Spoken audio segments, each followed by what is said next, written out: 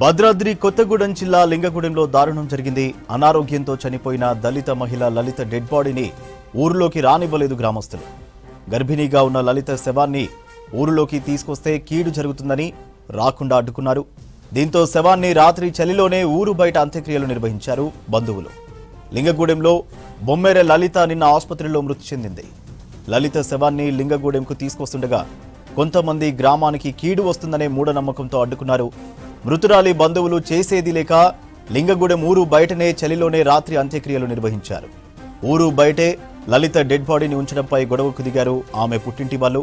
చివరికి కొంతమంది పెద్ద మనుషుల జోక్యంతో గొడవ సద్దుమణిగింది. ఇప్పుడు లింగగూడెంలో ఈ ఎస్సీ మాదిగకు సంబంధించినటువంటి వ్యక్తి వీళ్ళకే కాదు, రేపు పొద్దున మనకి ఇంకెవరికైనా వేరే క్యాస్ట్ కూడా ఎవరికైనా జరగవచ్చేమో. జరిగితే ఇదే పరిస్థితి చేస్తారా? మనం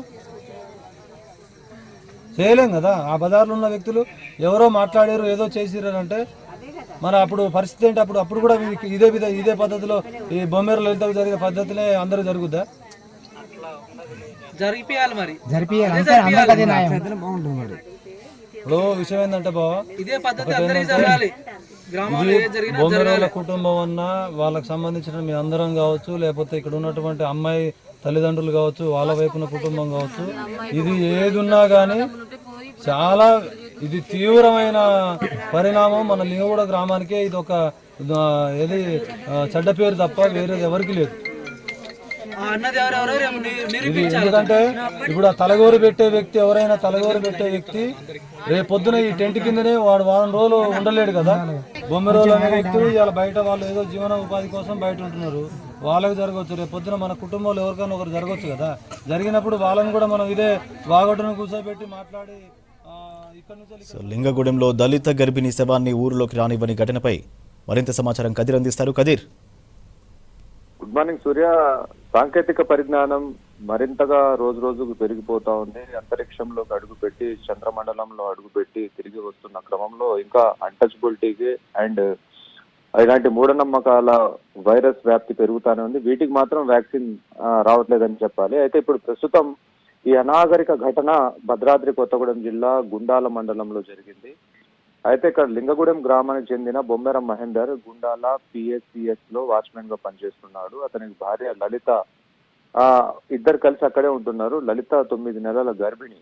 బుధవారం ఉదయం కడుపులో నొప్పి వస్తుందని చెప్పడంతో ఆమెను స్థానికంగా ఉన్న ప్రభుత్వ హాస్పిటల్కు తీసుకెళ్లారు. అక్కడ డాక్టర్లు లలితను పరీక్షించి ఇల్లందుకు రిఫర్ చేశారు. అక్కడ నుంచి ఖమ్మం సర్కార్ హాస్పిటల్ కు పంపించారు. అక్కడ లలితను పరీక్షించిన తర్వాత డాక్టర్లు రక్తం గడ్డకట్టినట్లు గుర్తించి ట్రీట్మెంట్ కు సిద్ధం చేస్తుండగా లలిత ఒక్కసారిగా కుప్పకూలిపోయింది. పరీక్షించిన డాక్టర్లు లలిత చనిపోయినట్లుగా నిర్ధారించారు. దీంతో అంత్యక్రియల కోసం లలిత డెడ్ బాడీని లింగగూడెం గ్రామానికి తీసుకొస్తున్న క్రమంలో ఈ విషయం తెలుసుకున్న బీఆర్ఎస్ లీడర్ జాడి ప్రభాకర్ తో పాటు మరికొందరు గ్రామస్తులు లలిత కుటుంబ సభ్యులను గ్రామ శివార్లోనే అడ్డుకొని గర్భిణి అయిన లలిత డెడ్ బాడీని గ్రామంలోకి తీసుకొచ్చి అంత్యక్రియలు చేస్తే గ్రామానికి కీడు జరుగుతుంది అంటూ వాళ్ళని అక్కడే ఆపారు. ఆ తర్వాత గ్రామానికి తీసుకురావటం ఏంటని చెప్పేసి వాళ్ళని ప్రశ్నించడం, వాళ్ళను మనోవేదన గురి చేశారు. చివరికి డెడ్ బాడీని గ్రామంలోకి తీసుకురావద్దని చెప్పడంతో గ్రామ బయటనే పొలిమేరలోనే టెంట్ వేసి డెడ్ బాడీని అక్కడే ఉంచి తర్వాత మల్లనవాగు బ్రిడ్జ్ సమీపంలో శ్మశాన వాటికలో అంత్యక్రియలు పూర్తి చేశారు. అయితే డెడ్ బాడీ గ్రామంలోకి తీసుకురాకుండా అడ్డుకున్న ప్రభాకర్ పై అక్కడ స్థానికంగా ఉన్న గ్రామస్తులు, లలిత బంధువులు ఇప్పుడు అతని పైన కఠిన చర్యలు తీసుకోవాలని చెప్పేసి డిమాండ్ చేస్తా ఉన్నారు. అయితే సుదీర్ఘకాలంగా ఆ ప్రాంతంలో ఇలాంటి మూఢనమ్మకాలు ఎక్కువగా వ్యాప్తి చెందుతా ఉన్నాయి.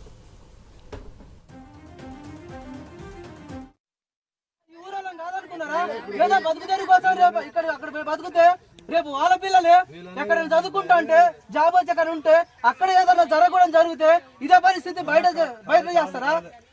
బయట సమాజ్ చేస్తారా? అందరికి ఇదే న్యాయం చేయాలి.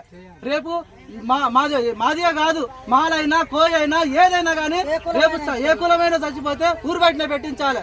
ఆ జాడి ప్రభాకర్ అతను ఫోన్ చేసిన అతను ఇదే చెప్పాలి. అందరికి ఇదే న్యాయం జరగాలి. అర్థమైందా? ఇది ఒక్కడితోటి పోదు. మా తల్లిదండ్రులు ఉన్నారు, మేము ఉన్నాం. దీని ఊరికి ఎక్కడ నుండి ఇంతవరకు పోయించేది లేదు. ఖచ్చితంగా దీని మీద మేము ఖచ్చితంగా యాక్షన్ తీసుకుంటాం.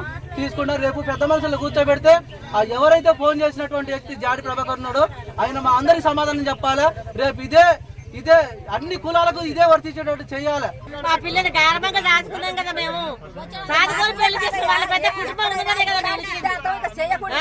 ఎవరు చేశారో మాకైతే అర్థం కావట్లేదు. ఇంకా మరి వాళ్ళ కుటుంబ సభ్యులకైనా ఉండాలి కదా. వాళ్ళ అన్నదాన్ని ఫోన్ లో మాట్లాడే బదులు తీసుకొని తోసుకొని పోతే వాళ్ళు ఏమంటారు, అక్కడ మేము కూడా మాట్లాడతాం కదా.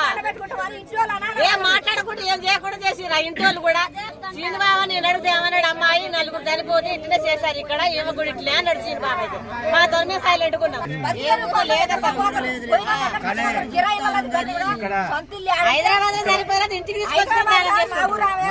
హైదరాబాద్ పోతే అక్కడ సరిపోయింది మనిషి, చనిపోతే అక్కడ నుంచి మనిషి చేసుకొస్తే ఆయనకి ఇల్లు లేకపోతే ఇల్లు కూలిపోతే అదే ఇంటి స్థలం మీద ఇట్లా టెంట్ వేసి అక్కడ లేకపోతే టెంట్ వేసుకుంటారు స్థలం అంతేగాని వేరే చేయరు కదా. ఇల్లు కూలిపోతే టెంట్ వేసి వేరే ఎక్కడ రోడ్డు కాడ చేయరు కదా. చెప్పండి చెప్పండి అసలు పెట్టచ్చు.